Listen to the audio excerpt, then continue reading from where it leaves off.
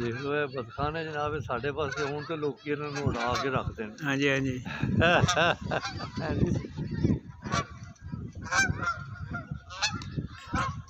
इतने ऐसे ला इन्होंने बनाए ने कि कोई बंदा आए ना तो इन्हों के बस उंगली नहीं करता इन्होंने बस। जी जी जी जी। वो पानी किस तरह निकल और देखा पानी निकल रहा। हाँ अच्छा ਇਹਦਾ मतलब या तो उत्थे कोई पंप जिहा लाया होना ने कुछ भी डेकोरेशन के तौर पर। हाँ थल्ले उबलता नजर आ रहा है। हाँ जी डेफिनेटली होएगा।